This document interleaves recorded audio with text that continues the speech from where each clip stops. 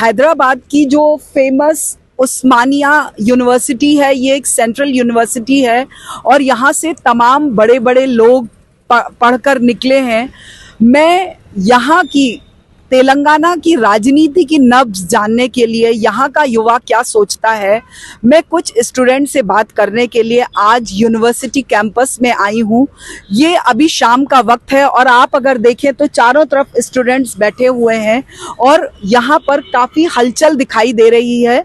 इनमें एक तरफ जहाँ आने वाले एग्ज़ाम्स को लेकर अपनी टेंशन है, तो वहीं दूसरी ओर राजनीति की धड़कनों को महसूस करने की भी इच्छा दिखाई दे रही है।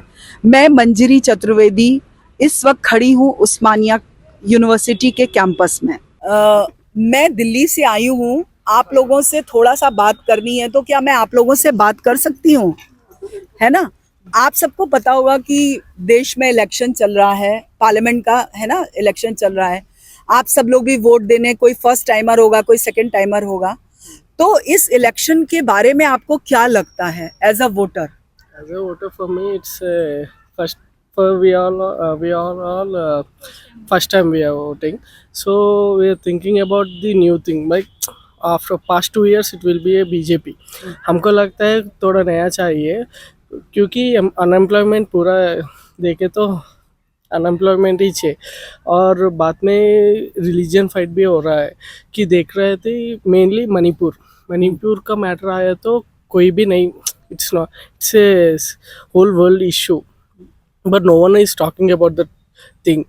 Mainly I openly say that the BJP government, even they didn't even talk about the Manipur issue. Sorry, मैं आपका नाम पूछना भूल गई। आप थोड़ा अपना नाम बताइए और आप किस ईयर में है बता दीजिए। Yeah, my name is Gagan and I'm the first year of this MSc Statistics. Okay. For this batch. For mainly, I'm not pointing the government, but the thing is, the whole thing is the situation were done in Manipur. Yeah, I'm talking about that. So please, we don't know in future, like Manipur, other states were happening in the, like, yeah, recently in Telangana also we're seeing that situation. So that's why, like, we are all equal. So that's my opinion. इन्होंने मणिपुर की बात की। मैं आपसे हैदराबाद के बारे में जानना चाहूंगी कि हैदराबाद में इस बार ओवैसी को टक्कर देने के लिए एक महिला आई है सामने। आप हैदराबाद में रहती हैं, सबसे पहले अपना नाम बताइए और आप उसके बाद ये बताइए कि क्या माहौल है पूरा हैदराबाद को लेके। अच्छा, ठीक है। मेरा नाम किरणमयी है, मैं फर्स्ट ईयर कर रही इधर उस्मानिया यूनिवर्सिटी में। अच्छा, हैदराबाद के बारे में बोले तो यूथ के बारे में पहले बोलना चाह रही है। अनएम्प्लॉयमेंट ज़्यादा है, सो अनएम्प्लॉयमेंट एंड होना है, like roads, coming to roads and development. So we are not finding like cleanliness and neatness. So it should be done properly, and youth should get a better employment so that they can focus on better things. So that's it. आपका नाम क्या है? साई किशोर।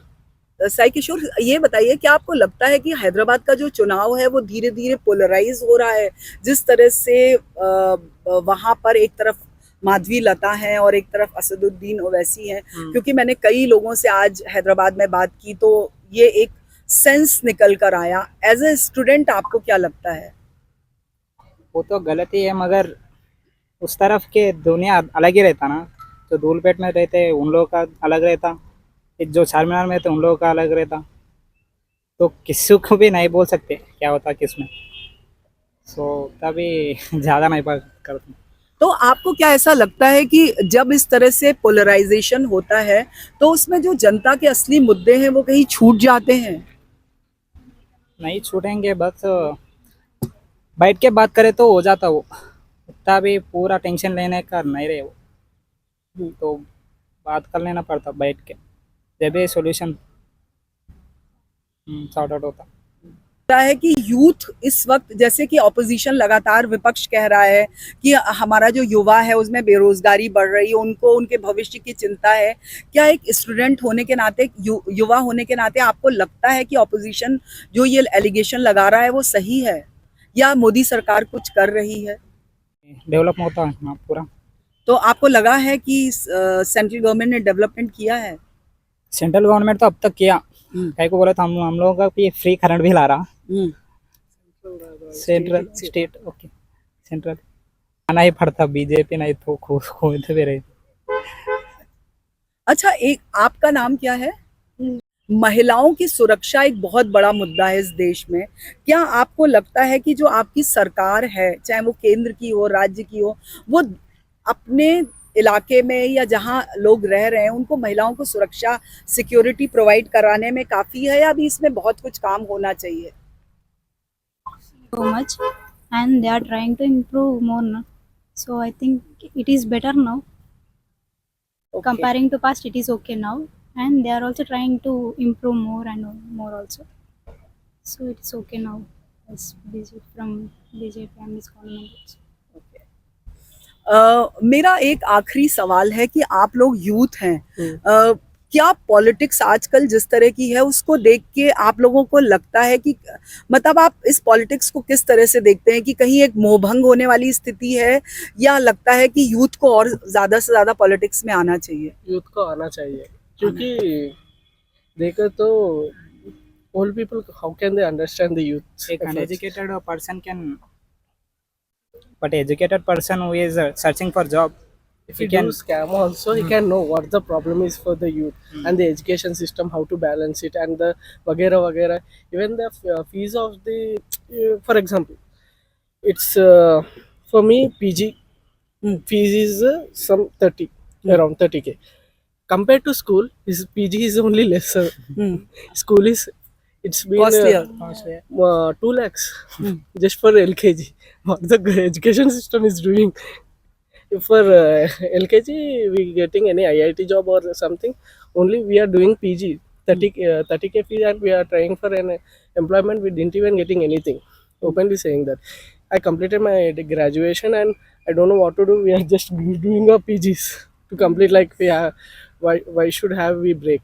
So मैं कहना चाहता हूँ कि in politics youth should have, so they have some management to, अरे थोड़ा करना है रे इसको, लाइक एजुकेशन को चेंज करना और एम्प्लॉयमेंट को और रिजर्वेशन, वो सब मेरे को नहीं पता, लेकिन उसमें भी थोड़ा चेंज करे तो हो जाता. आपने रिजर्वेशन की बात कही, तो क्या रिजर्वेशन लगता है कि आज आजादी के इतने लगभग को बनाए रखना की जरूरत है? जो पढ़ने वाले हैं ना उन लोगों को चांसेस नहीं आ रहा.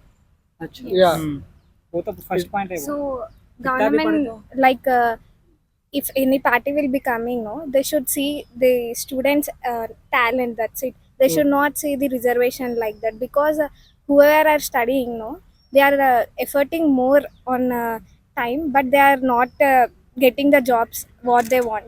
But whereas coming to like SC, ST, they are keeping less effort, but they are getting good jobs in government sector. So it should be, so there should be no caste system. So it should be totally should be have equality in avoided in education. education. Thank you.